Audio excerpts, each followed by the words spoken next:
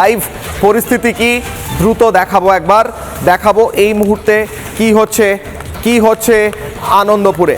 সরাসরি যাব, আমাদের সঙ্গে রয়েছেন প্রতিনিধি সরাসরি সৈকত, সরাসরি ছবি কথা বলছে, কি বলছেন তিনি শুনবো।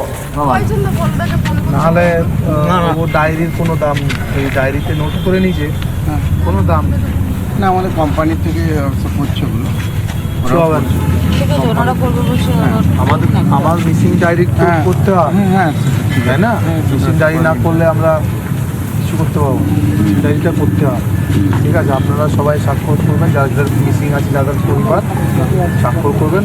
মিসিং ডায়েরি না নিলে আমি আছি, ঠিক আছে? আমি আপনারা বসুন, সবাই একটা ভেতরে বসে আছি, বসুন, আমি দেখে নেব।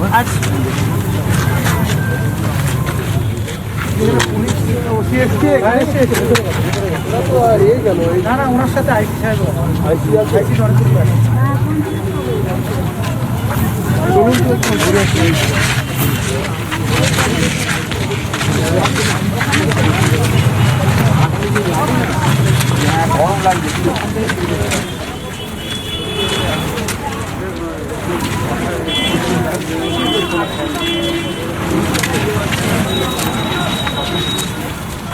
এই মুহূর্তে সেই ছবি দেখাচ্ছি, এখনো আগুন জ্বলছে এবং অশোক দিন্দা পৌঁছেছেন, তিনি কথা বলছেন। অন্যদিকে সরাসরি ছবিও দেখিয়েছি একটু আগে, পকেট ফায়ার জ্বলছে এখনো। সন্তু, প্রশ্ন উঠছে, একদম সরাসরি যাব সৈকতের কাছে। সন্তু, সৈকত, এই মুহূর্তে কি ছবি, কত ঘন্টা হলো, এখনো কি আগুন জ্বলছে, পরিবার পরিজন কি বলছে?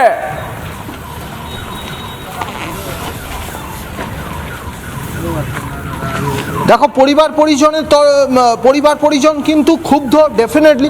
পরিবার পরিজনের সঙ্গে মিট করছেন ময়নার এমএলএ অশোক দিন্দা, তিনি ঘটনাস্থলে এসেছেন।